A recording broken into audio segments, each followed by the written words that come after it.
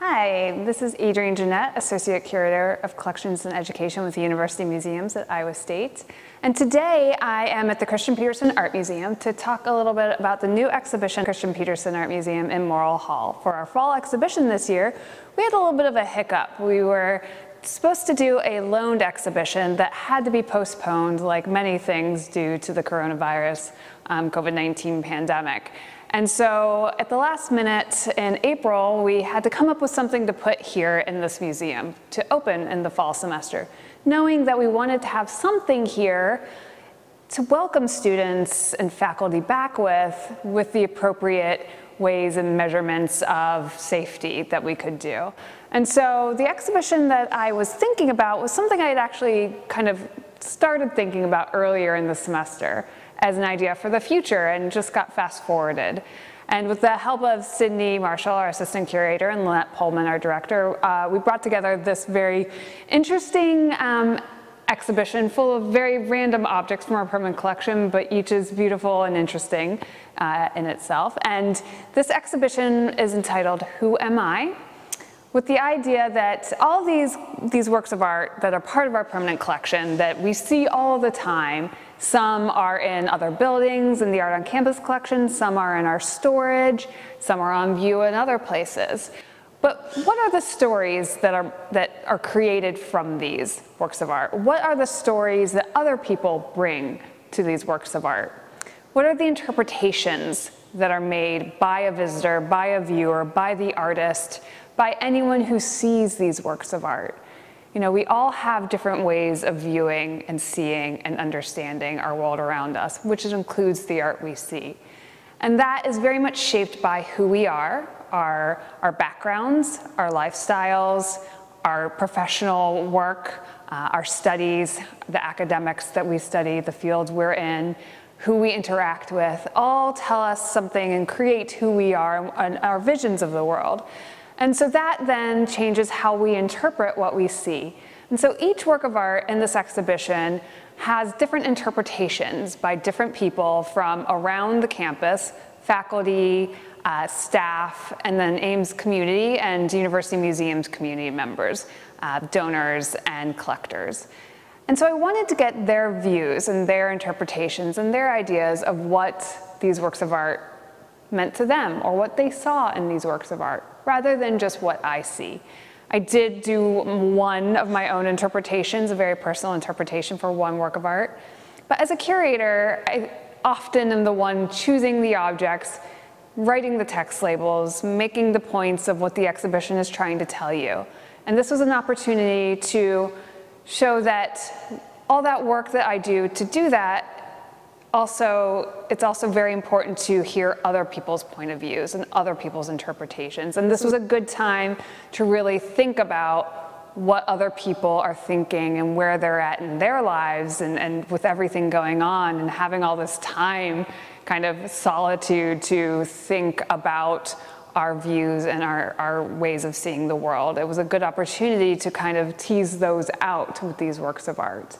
And so it's very, as I said, you know, there's lots of different mediums. We've got prints, we've got paintings, we've got drawings, we've got glass, furniture, sculpture, textile sculpture, a little bit of everything in this exhibition, which is really kind of fun to have all these different objects in context with each other, in conversation with each other. And so I, again, sent out a million emails to see what would you want to write about? What do you see when you look at this work of art? And so I selected this group of art with the idea of different themes or different people that I might think might be interested. We have 30,000 objects in our collection, so to just ask someone to pick something is usually not the best option because it's overwhelming. It's overwhelming for me knowing that there's 30,000 objects and there's some I still haven't seen to this day that are there. They just are very much buried in boxes sometimes. And so I selected quite a few objects, and then we narrowed down from there with the different people that were willing to participate and who did wonderful, wonderful jobs in their writings for each of these interpretations. And I also tried to include the artist's intent where we could. So for some objects, we have an artist statement, which is fantastic. For others, I had to dig around and find some things that were written by the artists in different ways, in books or online, through their websites or other galleries. And sometimes it was asking the artists themselves, could you write a little something? We actually don't have anything from you on it, and it will add greatly to have your statement in perpetuity with this object in our database so that we can also share that forever too and understand that. And so included with the artist statement then, we have interpretations by all of these different people. And those interpretations came out beautiful. They're really unique, they're really interesting. Some are very personal, some are a little more focused on what people study and what people see. Some are very abstract, and they're all incredibly well thought out, and I couldn't be any happier with what ended up happening with this exhibition. And so I'm going to maybe walk around and show one or two works of art and talk about maybe who wrote about them, and not going to read their interpretations because I want you all to hopefully be able to come in and be socially distanced, of course, and read them for yourselves. But to give you kind of a teaser of the diversity of the people that wrote for these objects, and then also the diversity of the objects in this exhibition. So included in the exhibition, we have several maquettes or preparatory studies, for the Art on Campus collection. And I wanted to include some of those because we walk by these public works of art or study or are near them all the time. But we include in our collection these earlier works, these earlier studies that then inform the larger public works of art. And so we walk by those all the time and we have our own thoughts and think about them, or maybe don't see them sometimes or wonder. And so these really help you to kind of think about the process of how those works of art came to be later on in that larger scale. And so this is an example of one of those in front of the agronomy, in the agronomy building courtyard, actually. It's the Janus Agri Altar made by Beverly Pepper. And it's actually one of the earliest art and state building commissions done on this campus. And as you might know, this is much larger in person, but it looks about the same. It's a double spade. And so for this has the interpretation of the artist Beverly Pepper, and she was commissioned to make this work of art for the agronomy building. And so she was looking at the ideas of agriculture and agronomy and what they study. And so that's where the idea of the spade comes in. But then she's also referencing Janus, this Roman god, along with an altar. And so I thought, I'd like to get some kind of interest or see what other people have to say about this. So I asked an agronomy professor who wrote a really beautiful write-up about it, how she sees this every day for the past 20 years or however long she's been working in that building. And to her, she sees it as showing both the sky and underneath the soil, and how both are so important, what's above the soil and what's below the soil, to what she studies. And that was a really beautiful reference to what this is depicting to her as someone who sees it all the time. And then I asked a religious studies professor, faculty member, to write a little bit about the idea of an altar. Why do you think that this is called an altar? And he gave a very timely response about ruminating on the ideas of altars and religion and Janus, the god himself, and that two-sided representation of where we are right now too in history with the pandemic, with everything that's going on, and how we're at an era of change. What will the future bring and what will the past mean, looking between the two, which is something, again, that Janus was always looking to the past while also looking to the future. And then finally, a classical studies faculty member talked about, again, the idea of that Roman god and what that meant in the past to the Roman people who created this, what it meant thousands of years ago, and how we can talk about that today, and what it means to us living in the present era without this pantheon of gods that rule our world, how we can reference and think about Janus again today with ideas of looking to the past while looking to the future while being in the present. And so it was the lovely interpretations all talking about in very different ways what this work of art represents to them. And over here, we have these interesting characters. Gaia is the dress, the female, and man is wearing his pinstripe pantsuit or overalls. And Gaia and man, again, represents kind of this all-knowing, this being that created Earth, the woman, and man. And these two, if you get a little bit of a closer look, you can see that they're these kind of armatures that are covered with, they're actually fragments of and scraps of textiles. So reusing kind of useless pieces of textiles and repurposing them into this sculpture. And then if you look really close, you see cantabs, covered in cantabs. Obviously, not everyone has cantabs now, but back when I was a kid, you would save the cantabs and take them off, and it was a very different, you had them and you took them to recycling in a different way. But those cantabs lasted forever, it seemed like. And so here you see the different animals on her dress. You see a bunny and a fox and a butterfly, all depicted in the cantabs. And these two were created for an exhibition specifically to talk about climate change and the idea that, you know, Gaia had created this world that man was destroying through climate change. And so that's not something you would ever know unless you read what the artist had told you, or I told you that the artist said that. And so these are really unique in that way because they very much, you can look at them and not ever really realize that that's what they were created for. And so there's multiple interpretations you can come from this. And what came out of these two, which is so spectacular, is that a theater professor wrote a really beautiful monologue. She was inspired by seeing these to write her own monologue that she will now perform and will have recorded and put up on our website in a few weeks too. And it'll be really great to see how she interacts and with these works of art in a really unique way. You know, she's not just writing about it, she created a whole nother work of art based on these works of art. And here we have a print by the artist Elizabeth Catlett. It's a newer acquisition that came last fall to the collection and is usually in the library, and we'll probably go back there.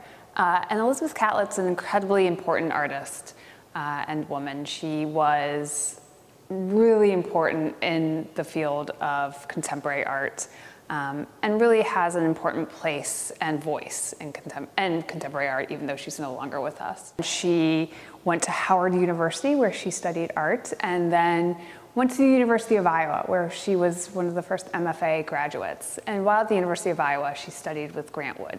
We all know Grant Wood and his ties to Iowa State. And Grant Wood said to her, or said to all his students, make what you know. Create art from what you understand and what you know. And what she knew was the African-American experience and the people around her, the women, the men, the couples, the fathers, the mothers, the figureheads, the leaders, all of these people in her world, in the African-American experience. And she did just that. And she moved to Mexico on a grant and then also depicted many Latino and Mexican, the people around her there and the images around her and what she saw there and lived with. And she primarily worked in print, various forms of print and sculpture. And she would then create and use her art to talk about discrimination and the issues regarding what was happening to her and to other Black and Latino people in this world. And she would show figures of strength. She would show leaders. She would show Black Panthers. She would show a father. She would show a mother and a daughter. You know, all these people in her world that she drew strength from and she thought were beautiful, and she depicted them in very unique ways. And so this, for me, is a really important print for us to have in our collection because it then reaches out to others and says, art can be made by anyone, and art looks like everyone. And so the interpretations I wanted from this were really to focus on what did you see in this woman's face, and what do you, even knowing the artist or not knowing the artist, what is this woman's face telling you? And so we got some really beautiful interpretations about what they see and the strength that they see in this face, and what it meant to them to see such strength and such beauty in a print such as this. So the last object I want to talk about in the exhibition is one of our newest acquisitions, which is Oil and Feather by the glass artist Preston Singletary. And I've written blog posts on it, which you're more than welcome to go look and read, to talk more about him as an artist. But for me, I wrote an interpretation myself on this object, specifically to talk about why it's so important to me as a curator and what I do to be able to work to include objects and artists like Preston in our permanent collection. I obviously love glass and look at a lot of it and talk about it all the time. Preston's a really unique glass artist. You know, the glass world is not particularly diverse. It's a hard medium it's not particularly open to diversity, or it hasn't been, and it's getting better, like many fields. And Preston is one of those people that's really pushing it forward. He is Tlingit, Native Alaskan, and he lives in Seattle, where he creates these incredibly beautiful works of art that represent his traditional motifs, his traditional culture and ethnicity here through all these glass objects. And so when you look at the object, you can see the designs that specifically reference his Tlingit traditional motifs. And that has become his mode of design and decoration and everything that he does. Because he realized, as an artist, that's what was important to him. And that visual language of his people was so beautiful and so wonderful that he felt moved to use it as his own visual language. And it may be a little bit different from that kind of more traditional use, but he's really kind of made it his own and adapted it. And using glass is not a traditional medium. It's a medium that is not used by Native Americans throughout the world, or other Aboriginal people. And so for Preston, he is trying to be that indigenous maker that's bringing glass to the indigenous communities as a material, as those traditional materials are becoming less and less able to be found or used, more and more rare. He wants to be there with glass and say, but we can do these things and we can do them with glass, and we can make them just as beautiful, still using our traditional motifs, our traditional visual language in the same way. And so this feather really means a lot to me as a curator, because I seek to add objects to the collection that not only make the collection better, but make it broader and more interesting and more diverse and more beautiful. And so this object was something that I knew we needed, and he, as an artist, needed to be in our glass collection, because we call our glass collection encyclopedic. And so adding these different voices and these different people and these different views into that collection just makes it even more encyclopedic, or as we say, encyclopedic. And so if you come and see this, you'll see, it probably can't see it quite so well on the camera here.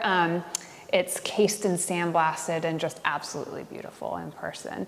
It's got a huge depth of color, and it's really a unique object. And I wrote about it, and then we had an American Indian Studies faculty member who wrote a beautiful, beautiful interpretation about it too. And Preston himself is he writes incredibly well, and so we have a little bit from him too.